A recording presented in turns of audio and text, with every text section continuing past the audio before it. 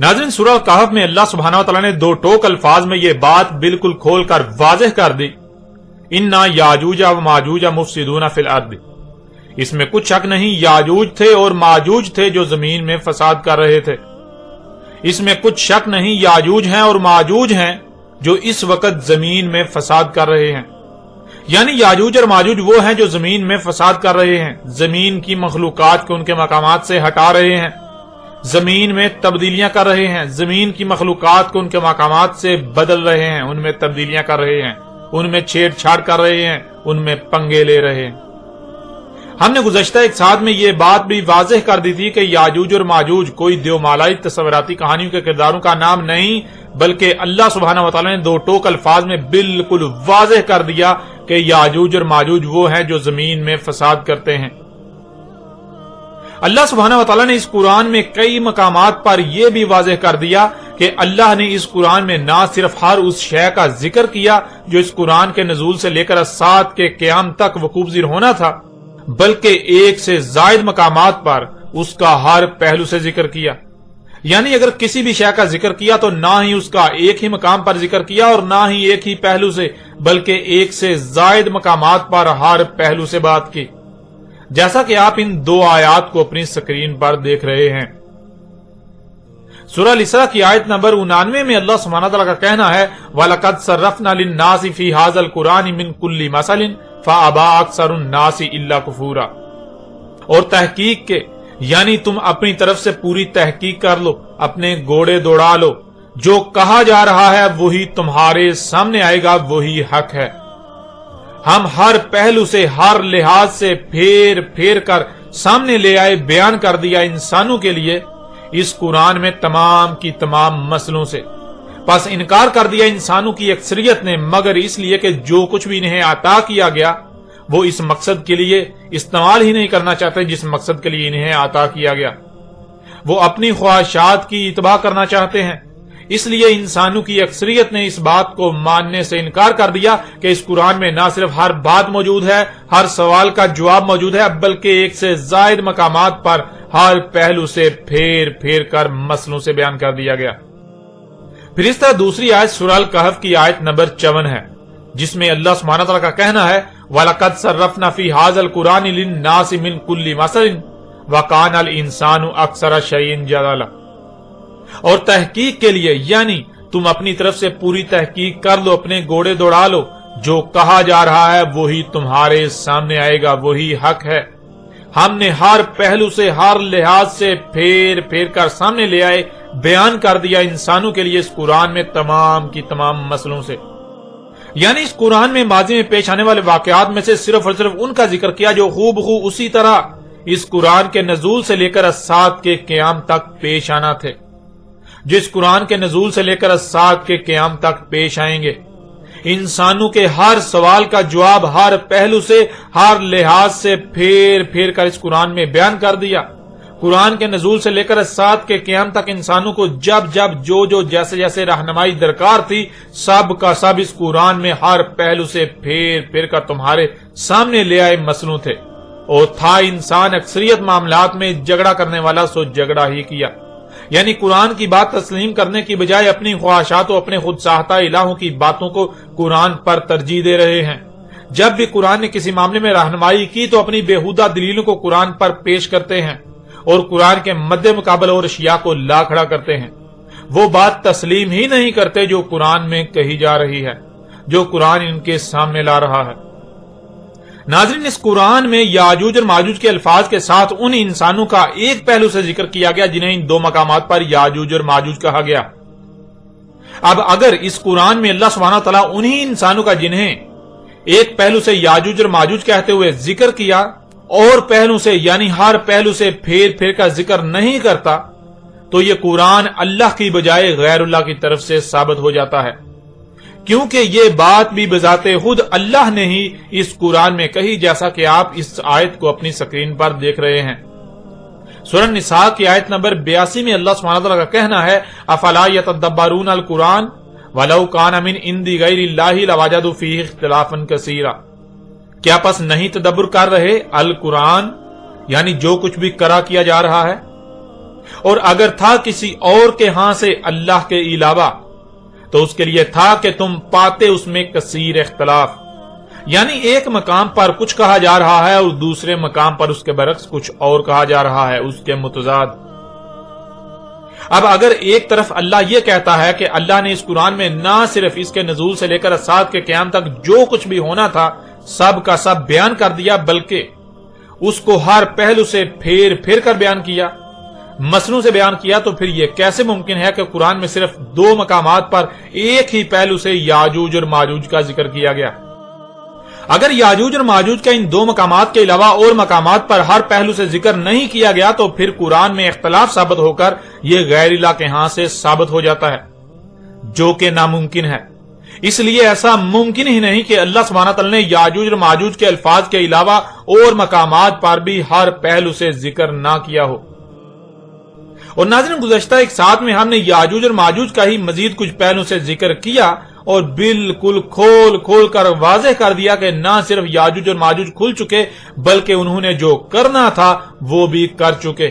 اب تو انجام عذاب عظیم بالکل سر پر آ چکا۔ اور گزشتہ قسط کے آخر میں کہا تھا کہ آئندہ مزید ایسی آیات سے حق کھول کھول کر واضح کریں گے۔ اب اس سے پہلے کہ ہم مزید ان آیات کو بیان کریں، ان پر بات کریں، ہم اس قرآن میں جن 2 مقامات پر یاجوج اور ماجوج کے الفاظ کے ساتھ ذکر کیا گیا ان دونوں مقامات کو بالکل کھول کھول کر آپ پر واضح کرتے ہیں، تاکہ نہ صرف یاجوج اور ماجوج کے حوالے سے ہر لحاظ سے کھل کر رہنمائی ہو جائے کہ کسی کے پاس کل کو کوئی عذر نہ رہے، ہر کسی پر حجت ہو جائے، بلکہ آج تک جو ان دونوں مقامات کو بنیاد بنا کر جس دجل و فریب سے کام لیا گیا، انسانیت کے رہنماؤں کا لبادہ اڑ کر ملاؤں نے جو عظیم دھوکے دیے انہیں بھی چاک کر کے حق آپ پر بالکل کھول کر واضح کر دیں۔ ذوالقرنین یعنی اللہ کا وہ غلام، اللہ کا وہ عبد جسے زمین کے دونوں قرن حاصل ہوئے، مغرب و مشرق تک کا اقتدار و اختیار دیا گیا، اور پیچھے آپ پر یہ واضح کر دیا گیا گزشتہ ایک ساتھ میں کہ وہ داؤد کے بیٹے سلیمان علیہ السلام تھے۔ داؤد کے بیٹے سلیمان علیہ السلام کو جس مقصد کے لیے القرنین دیے گئے یعنی زمین کے مغرب و مشرق تک کا اقتدار و اختیار دیا گیا تو انہوں نے اس مقصد کو پورا کیا۔ سلیمان علیہ السلام نے کفر کی بجائے شکر کیا، یعنی سلیمان علیہ السلام کو جو کچھ بھی جس مقصد کے لیے عطا کیا سلیمان نے سب کا سب اسی مقصد کے لیے استعمال کیا جس مقصد کے لیے انہیں دیا گیا، انہوں نے اس مقصد کو پورا کر دیا۔ جیسے آج زمین میں جدیدیت و سائنسی ترقی کے نام پر فساد عظیم کیا جا رہا ہے، بالکل عین اسی طرح اس وقت بھی زمین میں ترقی و جدیدیت کے نام پر، انسانیت کی خدمت کے نام پر فساد عظیم کیا جا رہا تھا۔ جو اس وقت زمین میں فساد کر رہے تھے وہ یاجوج اور ماجوج تھے۔ ذوالقرنین سلیمان علیہ السلام نے زمین کے چپے چپے کو اس فساد عظیم سے پاک کر کے یاجوج اور ماجوج کو روک دیا۔ جب سلیمان علیہ السلام نے زمین کو فساد عظیم سے پاک کر دیا، یاجوج اور ماجوج کو روک دیا، انہیں بند کر دیا، تب ذوالقرنین سلیمان علیہ السلام نے کہا، سورہ الکہف کی آیت نمبر 98 میں ہے، قال ھذا رحمۃ من ربی فاذا جاء وعد ربی جعلہ دکا وکان وعد ربی حقا۔ ذوالقرنین سلیمان علیہ السلام نے کہا تھا یہ رحمہ ہے، یعنی یہ حفاظت ہے میرے رب سے، بس یہ اس وقت تک میرے رب سے حفاظت ہے، یعنی اس وقت تک میرے رب نے زمین کو یاجوج اور ماجوج سے محفوظ کر دیا جب تک کہ میرے رب کا وعدہ نہیں آ جاتا۔ بس جب میرے رب کا وعدہ آ جائے گا، یعنی جیسے آج اس سے پہلے انسان ترقی کے نام پر زمین میں فساد کر رہے تھے، یہی جب دوبارہ ہونے کا وقت آ جائے گا تب کر دے گا اسے دکا، یعنی میرے رب سے جو رحمہ ہے زمین کی تمام مخلوقات کو یاجوج اور ماجوج سے فساد سے محفوظ کر دیا، یہ حفاظت بالکل ختم ہو جائے گی، تمام عالمین محفوظ نہیں رہیں گے، یاجوج اور ماجوج کے فساد کا شکار ہو جائیں گے، اور یہ بات قدر میں ہو چکی۔ میرے رب کا وعدہ حق ہے، قدر میں ایسا ہو چکا، اس لیے یہ ہو کر رہے گا۔ ناظرین، اب سوال یہ پیدا ہوتا ہے کہ آخر وہ وقت کب آنا تھا، وہ وقت کب آئے گا؟ تو اللہ سبحانہ و تعالیٰ نے آج سے 14 صدیاں قبل اگلی ہی آیت میں اس سوال کا جواب بھی دے دیا۔ وَتَرَكْنَا بَعْضَهُمْ يَوْمَئِذٍ يَمُوجُ فِي بَعْضٍ وَنُفِخَ فِي الصُّورِ فَجَمَعْنَاهُمْ جَمْعًا۔ ناظرین، اس آیت کو آسان بیان کرنے کے لیے اس میں استعمال ہونے والے الفاظ کو بالکل کھول کر واضح کرنا بہت ضروری ہے۔ ان میں پہلا لفظ ہے یومئذ، جس کے معنی ہے وہ لمبی مدت جس کا اللہ کا وعدہ تھا، وہ مدت جس میں عالمین میں سے کوئی بھی محفوظ نہیں رہے گا، جو قرآن کے نزول کے بعد الساعۃ کے قیام کے قریب آنا تھی، جس کی وجہ سے ہی الساعۃ کا قیام ہونا ہے۔ پھر اگلا لفظ ہے یموجو۔ یموجو موج سے ہے، جس کے معنی ہے جیسے لہر ہوتی ہے۔ آپ دیکھتے ہیں کہ پانی کی ایک لائن مسلسل آگے بڑھتی ہے جب تک کہ وہ اپنے انجام کو یا کنارے پر نہیں پہنچ جاتی۔ بالکل اسی طرح کوئی کام مسلسل پروسیس یعنی مراحل سے گزرتا ہوا آگے بڑھتا رہے یہاں تک کہ وہ مکمل نہ ہو جائے، اینڈ پروڈکٹ سامنے نہ آ جائے۔ مثال کے طور پر 100 لوگوں کی ایک لائن ہو، ان میں سب سے پہلا شخص اینٹ اٹھاتا ہے اور اگلے کو پکڑا دیتا ہے، وہ اپنے سے اگلے کو پکڑاتا ہے، وہ اپنے سے اگلے کو، یہاں تک کہ اینٹ اپنی منزل کو پہنچ جاتی ہے۔ اس طرح جب اینٹیں سفر کرتی ہوئی نظر آئیں گی تو آپ کو بالکل لہر کی مانند نظر آئیں گی، جسے عربی میں موج کہا جاتا ہے۔ جیسے مثال کے طور پر ذرا غور کریں، ایک گاڑی کیسے وجود میں آئی۔ اگر آپ اس کا سلو موشن تصور کریں تو آپ دیکھیں گے کہ جگہ جگہ سے زمین پھٹ رہی ہے، اس میں سے مختلف مواد نکالا جا رہا ہے، وہ مواد آگے سفر کر رہا ہے، یہاں تک کہ مختلف کارخانوں سے گزرتا ہوا مختلف دھاتوں کی صورت اختیار کرتا ہے، وہاں سے آگے جا رہا ہے، مختلف پرزوں میں ڈال رہا ہے، وہ پرزے آگے بڑھ رہے ہیں، یہاں تک کہ گاڑی وجود میں آ جاتی ہے۔ اس طرح کے پروسیس یا مراحل کے تسلسل کو جب تک کہ وہ اپنے انجام کو نہیں پہنچ جاتے عربی میں موج کہتے ہیں۔ پھر اگلا لفظ جو کہ مجموعی طور پر 3 الفاظ ہیں، نفخ فی الصور۔ ناظرین، سور کے معنی ہے مادے کو کسی بھی صورت میں ڈالنا، مادے کو کسی بھی صورت میں کسی شکل میں تبدیل کرنا، اس سے کچھ بنانا۔ مثلا آپ اپنی آنکھوں سے دیکھتے ہیں مختلف پھلوں کو جو کہ مختلف صورت ہیں، تمام کے تمام پھل مادے کی ہی مختلف صورتیں ہیں، مادے کی ہی مختلف شکلیں ہیں۔ اسی طرح جتنی بھی مخلوقات آپ کو نظر آ رہی ہیں، یہ تمام کی تمام مخلوقات صورت ہیں، یہ مادہ ہی مختلف صورتوں میں ڈالا گیا ہوا ہے۔ نفخ فی الصور کے معنی ہے جو سورہ ہے اس میں نفع کرنا، اس میں نفع ہونا، یعنی اس میں ایسی قوت ڈالنا کہ اس میں وہ مقصد پورا کرنے کی صلاحیتیں آ جائیں جس مقصد کو پورا کرنے کے لیے اسے خلق کیا گیا۔ یعنی نفع کہتے ہیں جو جسد کو جسم میں تبدیل کر دے یا صنم کو وسن میں بدل دے۔ جسد 2 الفاظ کا مجموعہ ہے، جس اور صد۔ جس کے معنی مادی وجود کے ہیں اور صد کے معنی رکاوٹ کے ہیں۔ جسد کہتے ہیں ایسے وجود کو جو محض رکاوٹ ہو، اس سے بڑھ کر کچھ نہ ہو۔ جیسے مثال کے طور پر آپ پتھر سے، لکڑی سے یا کسی بھی شے سے کچھ وضع کرتے ہیں، کچھ بناتے ہیں جس میں کچھ بھی کرنے کی صلاحیت نہیں، یعنی صنم ہو، تو اسے عربی میں جسد کہا جائے گا۔ اور جسم بھی 2 الفاظ کا مجموعہ ہے، جس اور اسم۔ جس یا جس کے معنی آپ پہلے ہی جان چکے ہیں، جس کہتے ہیں کسی مادی وجود کو، اور اسم کے معنی ہے کچھ کرنے کی صلاحیتوں کا ہونا۔ جسم کے معنی ہے ایسا وجود جس میں کچھ کرنے کی صلاحیتیں ہوتی ہیں۔ جسد ایک سورہ ہے، جب اس میں نفع کیا جائے تو وہ جسد نہیں بلکہ جسم بن جاتا ہے۔ فطرت یعنی اللہ کی ایسی خلق جو بے جان ہوتی ہے، جو کوئی نہ کوئی مادی وجود تو ہوتا ہے لیکن بظاہر وہ محض رکاوٹ ہوتا ہے۔ جیسے کہ پتھر ہی کی مثال لے لیں، اسے جسد کہا جاتا ہے۔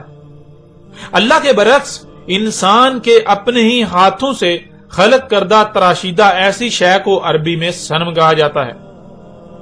اسی طرح اللہ کی خلق کردہ ایسی شے یعنی فطرت جن اشیاء کو وجود میں لاتی ہے جن میں کچھ کرنے کی صلاحیتیں ہوتی ہیں، جیسے کہ حرکت کرنا، دیکھنا، سننا، اس پر عمل کرنا، یعنی کچھ کرنا وغیرہ، انہیں عربی میں جسم کہا جاتا ہے۔ اور اللہ کے برعکس انسان کی خلق کردہ ایسی اشیاء جن میں کچھ کرنے کی صلاحیتیں ہوتی ہیں، یعنی انسان کے اپنے ہی ہاتھوں سے وضع کردہ ایسی مخلوقات جن میں کچھ کرنے کی صلاحیتیں ہوتی ہیں، جیسے کہ آج طرح طرح کی مشینیں وغیرہ ہیں، انہیں عربی میں جسم نہیں بلکہ وسن اور اس کی جمع اوسان کہا جاتا ہے۔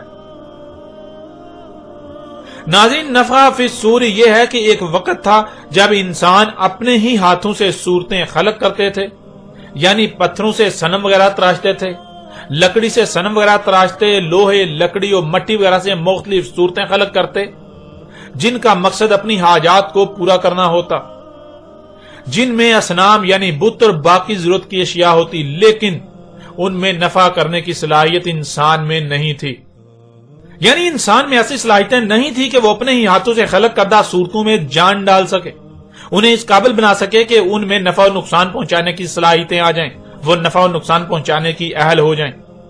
یہی اللہ سبحانہ تعالی نے کہا تھا کہ جب نفع فی الصور ہوگا، یعنی ایک وقت آئے گا جب انسان اپنے ہی ہاتھوں سے خلق کردہ صورتوں کو صنم سے وثن بنانے کی صلاحیت حاصل کر لیں گے۔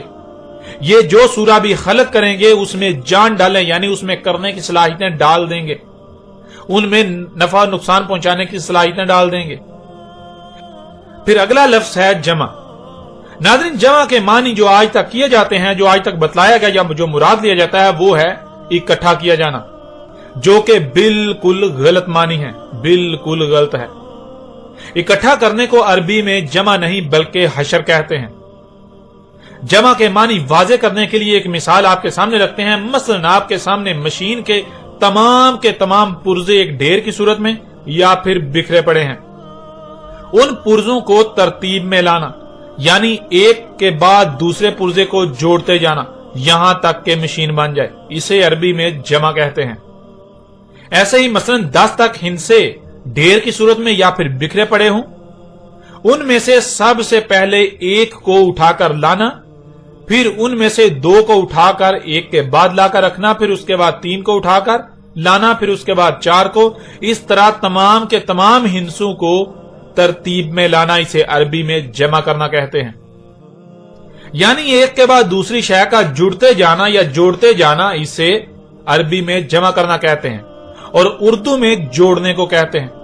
جیسے آپ کسی کو کہتے ہیں 100 میں 10 جوڑو تو کتنے بنیں گے، تو سامنے والا جواب دے گا کہ 110۔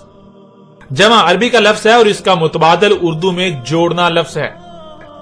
اردو میں جمع کا لفظ بھی استعمال کیا جاتا ہے، لیکن جمع اردو کا نہیں بلکہ عربی کا لفظ ہے۔ مثلا آپ کے سامنے 100 ایسے افراد موجود ہوں جن میں گاڑی کا کوئی نہ کوئی حصہ خلق کرنے کی صلاحیتیں ہوں، ان کو جمع کرنا یہ ہے کہ ان میں سے ہر ایک کو اس کی ذمہ داری پر لگا دینا۔ جب ہر کوئی اپنے اپنے مقام پر اپنی اپنی ذمہ داری پوری کرے گا تو موج یعنی جیسے لہر ہوتی ہے، اس طرح مواد سے پرزے اور پرزوں سے گاڑی وجود میں آئے گی۔ اللہ سبحانہ وتعالی نے آج سے 14 صدیاں قبل کہا تھا وَتَرَكْنَا بَعْضُهُمْ يَوْمَئِذٍ يَمُوجُ فِي بَعْضٍ وَنُفِخَ فِي الصُّورِ فَجَمَعْنَاهُمْ جَمْعًا۔ ناظرین، ہم گزشتہ ایک ساتھ میں ایک سے زائد بار یہ بات بالکل کھول کر واضح کر چکے کہ اللہ سبحانہ تعالی نے اس قرآن میں کہا کہ اللہ نے جو اتارا ہے، یعنی یہ قرآن اپنے نزول سے لے کر ساتھ کے قیام تک کی احسن تاریخ ہے۔ ایسی بہترین تاریخ کہ اس سے بہتر کوئی تاریخ ہے، تھی، ہوگی، نہ ہو سکتی ہے۔ اللہ سبحانہ وتعالی نے آج سے 14 صدیاں قبل اس آیت کی صورت میں آج کی تاریخ اتاری تھی۔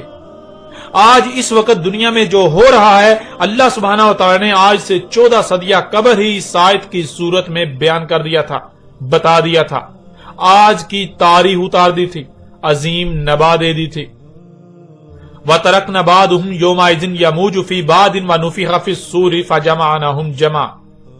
اللہ نے کہا تھا کہ جب اللہ کا وعدہ آئے گا، وہ وعدہ کہ جب زمین و آسمانوں یعنی زمین اور اس کے گرد گیسوں کی 7 تہوں میں کچھ بھی سلامت نہیں رہے گا، کچھ بھی محفوظ نہیں رہے گا، تب چھوڑ دیں گے ہم اس وقت دنیا میں جو انسان موجود ہوں گے انہیں، ان بعض کو بعض میں، جیسے لہریں ہوتی ہیں، جیسے لہر ہوتی ہے۔ یعنی جب وہ ایک لمبی مدت آئے گی تب انسانوں کا معاملہ یہ ہوگا جیسے کہ لہر ہوتی ہے، پوری دنیا کے انسان ایک دوسرے سے کنیکٹڈ ہوں گے، جیسے ایک تنظیم یا نیٹ ورک ہوتا ہے۔ دنیا گلوبل ولیج بن جائے گی۔ پوری دنیا کے انسانوں کا مقصد یہ ہوگا کہ سورہ خلق کرنا، یعنی طرح طرح کی اشیاء خلق کرنا اور ان میں نفع کرنا، یعنی اوسان خلق کرنا، ایسی مخلوقات خلق کرنا جو انہیں نفع اور نقصان پہنچانے کی صلاحیتیں رکھنے والی ہوں۔ اس مقصد کے لیے پوری دنیا کے انسان اپنی اپنی صلاحیتوں کے اعتبار سے جمع ہو جائیں گے۔ پوری دنیا کے انسان ایک منظم گروہ کی صورت اختیار کر جائیں گے۔ ہر کوئی اپنی اپنی صلاحیتوں کے اعتبار سے اپنی اپنی ذمہ داری کو پورا کرے گا اور ان کا مقصد ہوگا نفخ فی الصور، یعنی ان کا مقصد ہوگا نفخ فی الصور۔ ناظرین آج آپ خود غور کریں، کیا آج بالکل وہی نہیں ہو رہا جو اللہ سبحانہ و تعالیٰ نے آج سے 14 صدیاں قبل ہی بتا دیا تھا، عظیم نبا دے دی تھی؟ کیا آج انسان صورتیں خلق کر کے ان میں نفع نہیں کر رہے؟ ایک وقت تھا جب انسان اپنے ہی ہاتھوں سے اپنی حاجات کو پورا کرنے کے لیے مختلف اشیاء خلق کرتے تھے، ان میں سے کچھ اشیاء سے تو اپنی ضروریات کو پورا کرتے تھے، اور جہاں وہ خود کو اللہ کا محتاج سمجھتے تو اس مقصد کے لیے بھی وہ اپنے ہی ہاتھوں سے صورتیں خلق کرتے اور ان کے سامنے گڑ گڑاتے، ان سے اپنی حاجات کے لیے مناجات کرتے جو کہ اصنام یعنی بت تھے۔ لیکن وقت کے ساتھ ساتھ انسان کو نفخ فی الصور کی صلاحیتیں بھی حاصل ہو گئیں۔ نہ صرف انسان سورہ خلق کرتا ہے بلکہ ان میں نفع بھی کر رہا ہے۔ جیسے آپ دیکھتے ہیں کہ ایک پنکھا عربی میں ایک سورہ ہے جو انسان کی خلق کرتا ہے۔ انسان اسے ملائکہ کے ساتھ منسلک کرتا ہے جسے بجلی کا نام دیا جاتا ہے۔ بٹن دباتا ہے تو یہ بٹن دبانا کیا ہے؟ بٹن دبانا نفخ فی الصور ہوتا ہے۔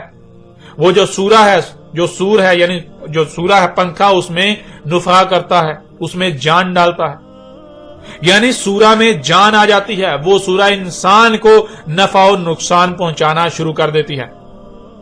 ناظرین اسی طرح آپ کسی بھی مشین کی مثال لے سکتے ہیں۔ پہلے انسان کوئی بھی ایک مشین جو کہ ایک سورہ ہے وہ خلق کرتا ہے، پھر جب اسے آن کرتا ہے یعنی اس میں نفع کرتا ہے تو مشین انسان کو نفع و نقصان پہنچانا شروع کر دیتی ہے، مخلوقات کو صبر کرنا شروع کر دیتی ہے، یعنی وہ آگے مزید سورہ خلق کرنا شروع کر دیتی ہے۔ ناظرین یہ جان لیں کہ اس کے برعکس آج تک نفخ فی الصور کے جو معنی کیے جاتے رہے ان کا حقیقت کے ساتھ دور دور تک کوئی تعلق نہیں ہے۔ وہ محض دیو مالائی قصے و کہانیاں ہیں جو ملاؤں کی خود ساختہ گڑی ہوئی ہیں، جنہیں یہ لوگ آج تک اللہ سے منسوب کرتے رہے کہ اسرافیل ایک فرشتہ ہے، وہ اپنے منہ میں سور لے کر اس انتظار میں کھڑا ہے کہ اسے کب اجازت دی جائے کہ وہ اس میں پھونک مارے، اور سور ایک سینگ کا خول ہے جس میں سو رہا ہے، جب اس میں پھونک مارے گا تو جیسے باجا بجایا جاتا ہے یا باجا بجتا ہے ایسے ہی آواز آئے گی۔ نفخ فی الصور کیا ہے؟ اللہ سبحانہ و تعالیٰ نے اس قرآن میں بعض مقامات پر خود ہی اس کی وضاحت کر دی، اس کو بالکل کھول کر واضح کر دیا۔ سب سے پہلے تو سور کیا ہے اسے جان لیں کہ اس بارے میں اللہ سبحانہ و تعالیٰ کیا کہتا ہے۔ اللہ سبحانہ و تعالیٰ نے اس قرآن میں بشر کی تخلیق یعنی آپ کی تخلیق کے جو مراحل بیان کیے ان میں سے ایک اس بشر کو یعنی آپ کو صبر کرنا، یعنی یہ بشر جو کہ آپ ہیں، آپ ایک سورہ ہیں، اس سے صبر کرنا۔ جب صبر یعنی سورہ مکمل ہو جاتی ہے اس کے بعد اللہ اس میں نفخ کرتا ہے، جیسے کہ آپ آیات کو اپنی سکرین پر دیکھ رہے ہیں۔ سورہ آل عمران کی آیت نمبر 6 میں اللہ سبحانہ وتعالی کا کہنا ہے هو الذی یصورکم فی الارحام کیف یشاء، ہوا ہی وہ ذات ہے جو تمہیں صبر کر رہی ہے ارحام میں جیسے اس کا قانون ہے، یعنی ماؤں کے پیٹوں میں کیسے صبر کر رہی ہے، کیسے تمہیں سورہ کر رہی ہے، جیسے کہ اس کا قانون ہے، جیسے اس نے قانون بنا دیا۔ اس آیت میں اللہ سبحانہ وتعالی نے یہ بات واضح کر دی کہ تمہیں ارحام میں صبر کیا جاتا ہے، یعنی تم بشر جو کہ ایک سورہ ہو، جیسے باقی مخلوقات سورہ ہیں، تمہیں صبر کیا جاتا ہے ارحام میں۔ اور پھر سورہ سجدہ کی آیت نمبر 9 میں اللہ سبحانہ وتعالی نے کیا کہا وہ بھی اس وقت آپ اپنی سکرین پر دیکھ رہے ہیں۔ سورہ سجدہ کی آیت نمبر 9 میں اللہ سبحانہ وتعالی نے کہا ثم سواہ ونفخ فیہ من روحہ وجعل لکم السمع والابصار والافئدہ قلیلا ما تشکرون، پھر اسے صبر کرنا مکمل کیا اور نفع کیا اس میں اپنی روح سے، اور کر دیا تمہارے لیے سننا اور دیکھنا، اور جو سنتے اور دیکھتے ہو اسے سمجھنا، اور انتہائی کم ہیں جو اس مقصد کے لیے دیکھنے سننے اور سمجھنے کی صلاحیتوں کا استعمال کر رہے ہیں جس مقصد کے لیے تمہیں یہ صلاحیتیں دیں۔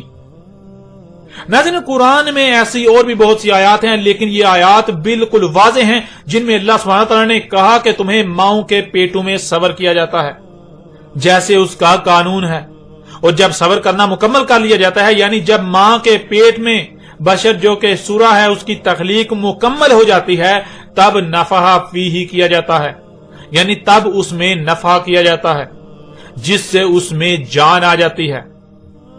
وہ سننے والا، دیکھنے والا، اور جو سنتا اور دیکھتا ہے وہ سمجھنے کی صلاحیت رکھنے والا ہو جاتا ہے، کچھ کرنے والا ہو جاتا ہے، نفع اور نقصان پہنچانے کی صلاحیتیں رکھنے والا بن جاتا ہے۔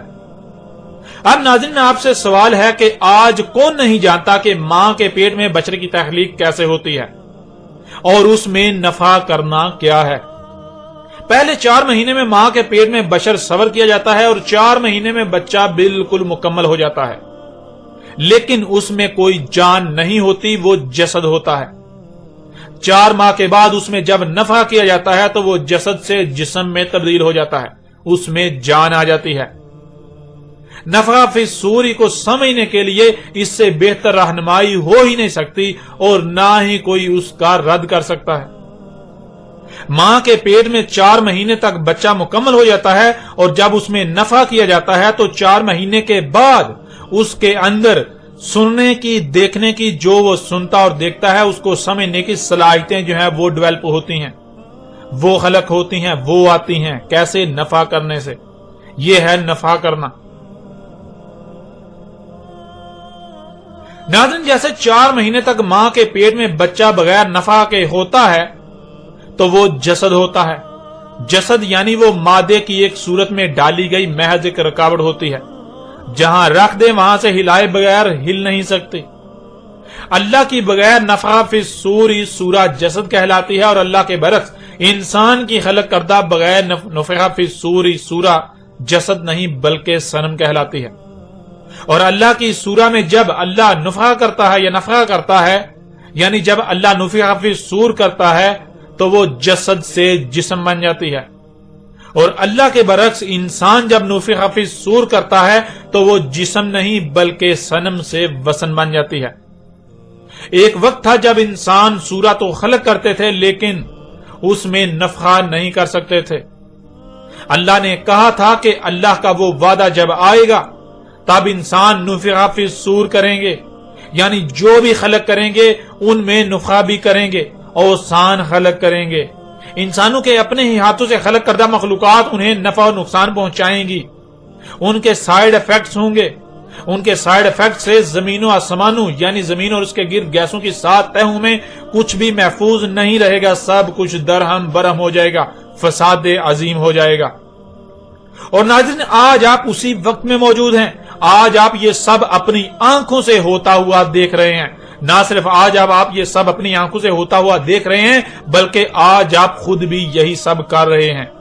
یہ جو ہو رہا ہے اس کے بارے میں اللہ سبحانہ تعالیٰ نے مزید آگے کیا کہا اس پر بھی بات کرتے ہیں۔